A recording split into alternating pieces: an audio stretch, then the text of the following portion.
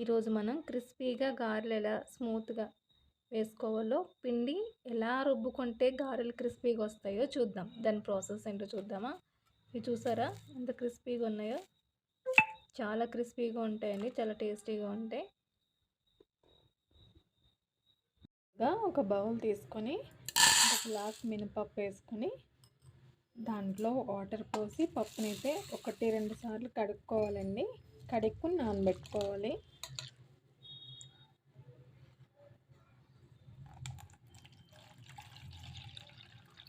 Night అంతా soak చేసుకోవచ్చు, లేకుంటే మార్నింగ్ టిఫిన్కి, లేదంటే ఒక 3 అవర్స్ ఈవినింగ్ వరకు కూడా నానిపోతుంది. 3 అవర్స్ నానితే సరిపోతుందండి పప్పు. ఇప్పుడు ఈ పప్పు అంతా మునిగేంత వరకు వాటర్ పోసుకుందాం. ఇది నేనైతే నైట్ నానబెట్టుకుంటున్నాను. నేనైతే మార్నింగ్ టిఫిన్ కోసం. ఇప్పుడు మార్నింగ్ చూద్దాం. చూసారు కదా, పప్పు అంతా నానిపోయిందండి. ఇప్పుడు దీంట్లో వాటర్ తీసేసుకొని మిక్సీ చేసుకుందాం. వాటర్ తీసుకున్న పప్పు అంతా ఇప్పుడు ఒక మిక్సీ జార్ తీసుకొని దాంట్లో వేసేసుకుందాం. మిక్సీ జార్లో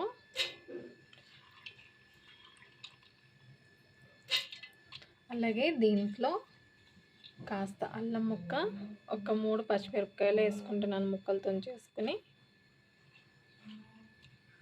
వేసుకొని ఇది గ్రైండ్ చేసుకుందాం. చూసారు కదా, ఇట్లా గట్టిగా అయిపోయింది కదా. దీంట్లో కొంచెం వాటర్ యాడ్ చేసుకోవచ్చండి.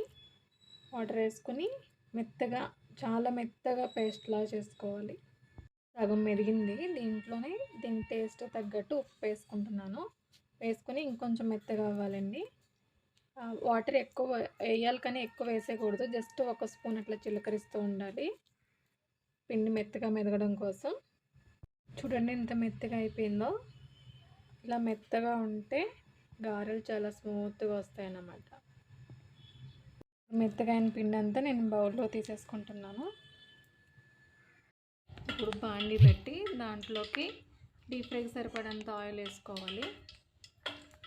ఇది హీటింగ్ పెట్టేసుకుందాం. పొయ్యి మీద బాండి పెట్టుకొని దాంట్లోకి డీప్ ఫ్రైకి సరిపడంత ఆయిల్ వేసుకోవాలి. ఇది ఆయిల్ వేడి చేసుకుందాం. ఆయిల్ బాగా హీట్ అయ్యిందండి. ఇప్పుడు మనం గారెలు వేసుకుందాం.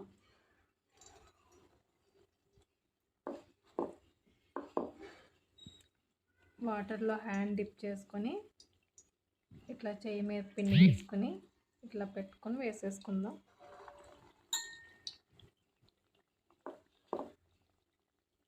నేను కవర్ ఏం తీసుకోనండి, ఇట్లానే వేసేస్తాను. ఇట్లా రౌండ్ చేసేసుకొని దీని మధ్యలో కొంచెం స్ప్రెడ్ చేసేసుకొని వేసేసుకుంటాను. చాలా ఫ్లఫీగా వస్తాయండి ఇట్లా వేస్తే గారెలు. చాలామంది కొంచెం బరకగా అయితే బాగుంటాయి అనుకుంటారు, బట్ ఆ టేస్ట్ వేరు. ఇది ఇంకా క్రిస్పీగా వస్తుంది పిండి మెత్తగా అయ్యేసరికి. చూసారు కదా,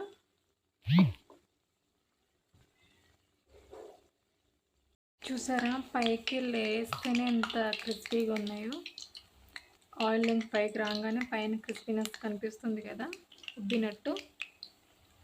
చూసారా, ఆయిల్ నుంచి పైకి తేలవగానే క్రిస్పీనెస్ కనిపిస్తుంది కదా మీకు.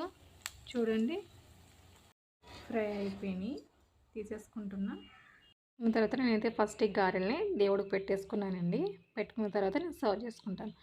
మనం తినే కోసం అయితే దీంట్లో ఉల్లిపాయలు, పచ్చిమిరపకాయలు, మళ్ళీ కావాలంటే కొత్తిమీర అవన్నీ వేసుకొని, పచ్చిమిరపకాయలు కావాలంటే వేసుకోవచ్చు, లేకపోతే లేదు.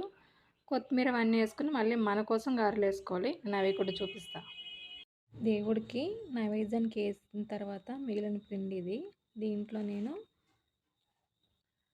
సన్నగా కట్ చేసుకున్న కరివేపాకు, పచ్చిమిర్చి, కొంచెం అల్లం, కొత్తిమీర, ఇంకా ఆనియన్స్ ఇవన్నీ వేసుకొని కొంచెం జీలకర్ర కూడా వేసుకొని నేనైతే గారెలు అయితే వేసేసుకుంటాను.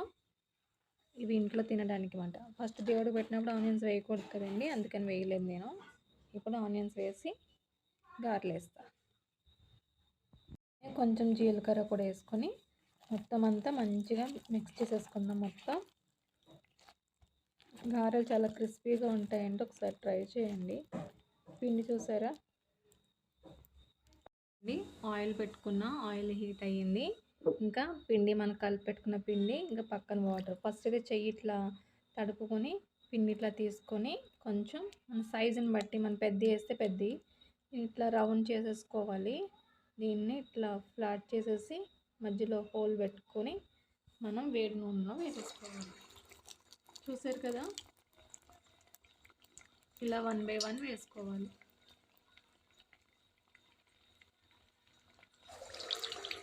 కడాయిలో ఎన్ని పడితే అన్నీ వేసేసుకుందామండి. నేను చిన్న చిన్నగానే వేస్తున్నాను, కొంచెం గుజ్జు గుజ్జు గారెలు బాగుంటాయి కదా అని.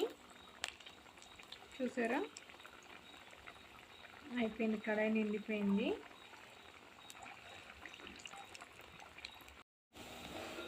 చూడండి ఎంత ముద్దు ముద్దుగా ఉన్నాయో చిన్న చిన్న గారెలు. గారెలు అయితే ఫ్రై అయిపోయినాయి, తీసేసుకుంటున్నా. చూడండి చూడండి గారెలు ఎంత క్రిస్పీగా ఉన్నాయో. చూసారా, క్రిస్పీ గారెలు రెడీ అయిపోయినాయి. దీని ప్రాసెస్ ఏంటో చూసారు కదా, మీరు కూడా ట్రై చేయండి.